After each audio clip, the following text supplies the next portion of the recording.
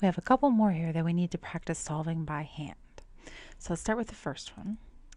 Let's see, we're going to start by distributing that 4x minus 1 times the 2x minus 3. We're going to FOIL that, distribute that. So that gives us 8x squared minus 12x minus 2x, let's see, plus 3 equals 3. Okay, so that's 8x squared minus 14x plus 3 equals 3. And then when you subtract 3 from both sides, because you need it to be set equal to 0, that's 8x squared minus 14x equals 0, because when you subtract 3, 3 take away 3 is going to give you 0.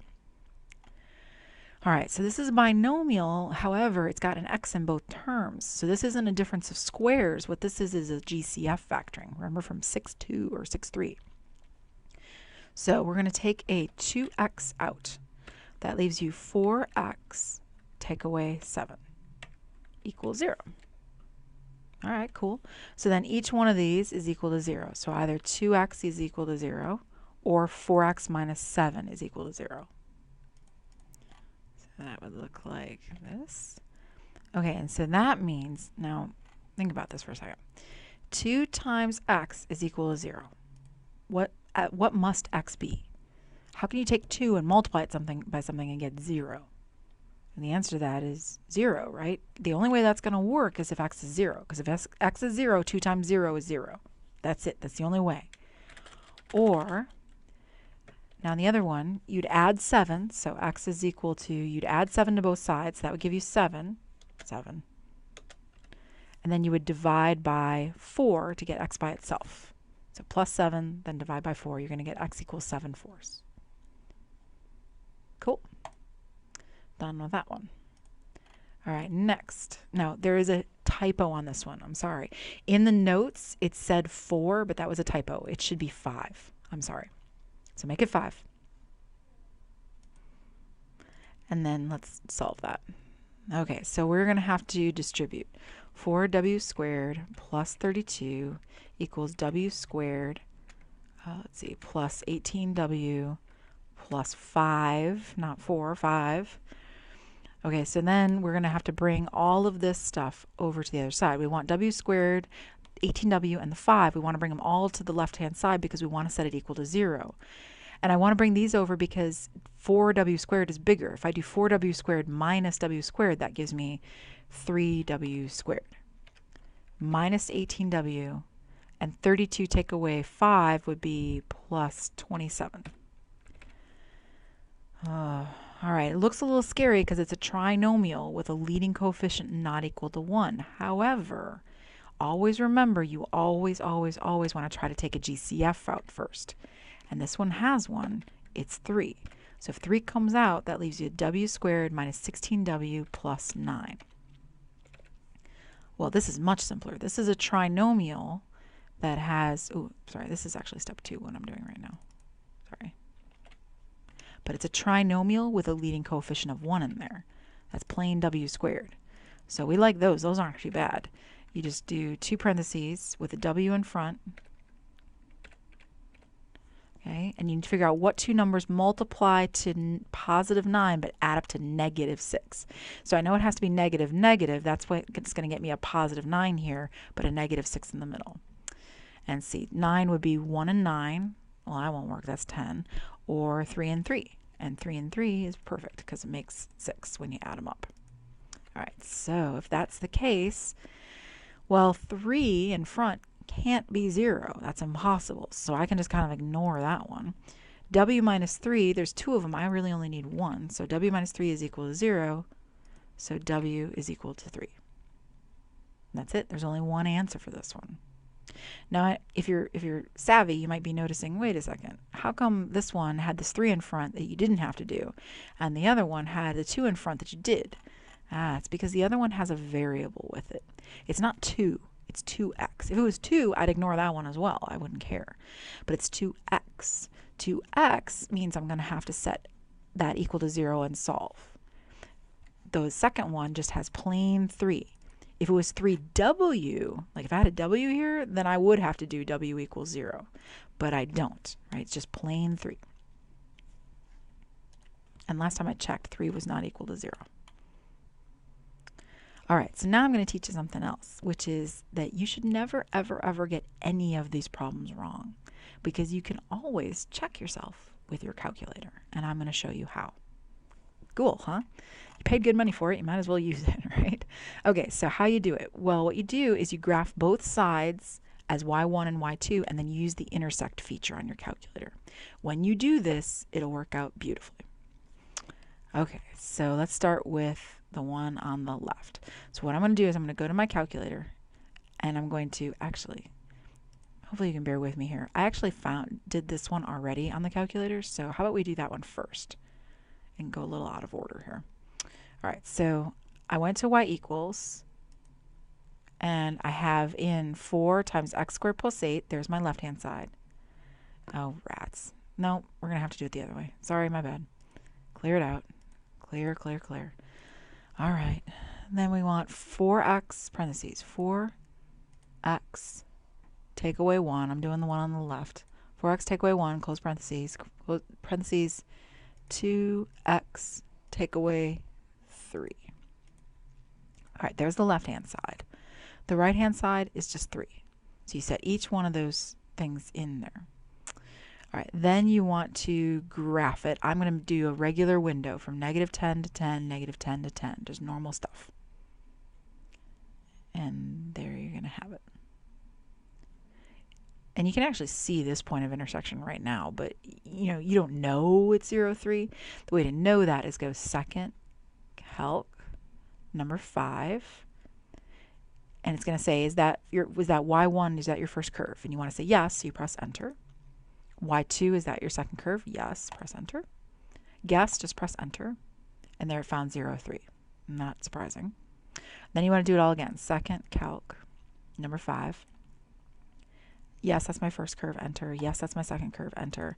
And for guess, I just kind of move over here a little bit closer to the other one and press enter. And there we go, it found it. So then I copy, and I'm going to copy and paste that into my notes. You, of course, would be hand drawing it. Hold on one second. And there it is. Okay, so what you got to do is you draw your picture. You got to put in a scale. So you got to tell your instructor, oh, okay, I started -10 to 10, -10 to 10. Here's one point of intersection over here. Here's the other one over here, and I've got them labeled. Now notice it's 1.75, but that's what 7/4 is in a decimal. So our solutions are, well, we're only interested in x. When you look at the equation, the only variable in there is x. So I actually don't care about the y, although I'm not surprised it's 3 because that's the other side.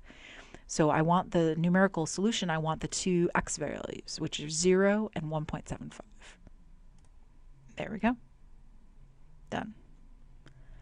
All right, now we'll get to the other one. Again, there's a typo on that one, so make sure you change that to a 5. I'm going to go back to my equations, clear this stuff out. We'll have to use x squared. So 4 parentheses x squared plus 8, close parentheses. And then the other one is x squared plus 18x plus 5. 5, not 4, 5. All right, now when you graph, it's going to drive you crazy because it looks like it's not doing anything. It is, if you're on this kind of calculator, you can kind of see the process is working. And in your calculator, if you have an older one, you'll see kind of stuff going on up here in the top corner. So it's graphing it, but you can't see it. And so a perennial student question is, how do I know where to make the graph? How do I know how big to make it? What do I do? Well, for starters, you think that it's going to happen around 3 because when we did it by hand, that's what we found, right? We found a by hand answer of 3 right up here, okay? All right, so we think it's going to happen around 3. So how about we change our scale? Let's go from -5 to 5 for the x's, just for the fun of it. And then the y's are the hard part because we want to know how big to make it. So go to your table, which is above your graph button, and kind of look and see what's happening for numbers. So from -5 to 5, look, at 5 we're at 132. And by the way, look, you can see it right here. 3 is the answer because you can see it in the table that they have the same value. But that's okay. We'll back ourselves up with this lovely graph here. So I'm going to go to the window and I'm going to make my y max 150, something bigger. 150, because I was going to 130 just on the y values for what I had. And I'm going to make the scale 10 or 20, something like that, something that makes it bigger. There we go. Now we're cooking with gas. I got a parabola coming through. That's the 4 times x squared plus 8. There's the other parabola. You can't really see it. It is a parabola. It's just a super wide one that we're not getting to see most of it. All right, so now we want to find the intersection. So second calc, number 5. Yes, that's my first curve. Yes, that's my second curve. And kind of move your cursor over close to the intersection and press enter. And look at it mess up. That's all right. The calculator is only as wise as you make it, right? So keep in mind that the calculator is going to do this to you sometimes, where it's kind of rounded. Well, actually what it does is it gives up. It's sort of like how I used to give up on my lessons on piano. I just kind of be like, I don't feel like doing this anymore. So the calculator, for all the money you spent on it, is giving up. Kind of sucks, I know. So you have to be smart and go, when you see this like 3.00000 stuff, and actually I'm going to tell you right now, I did this problem before, but I lost the video. When I did it before, I don't know if you can see that, but it was 2.99999. So sometimes, oh, I can zoom it in. There. So the last time I did it, it did this to me. So when that happens, when it does 2.999 or 3.000, you see the way that it's messing up?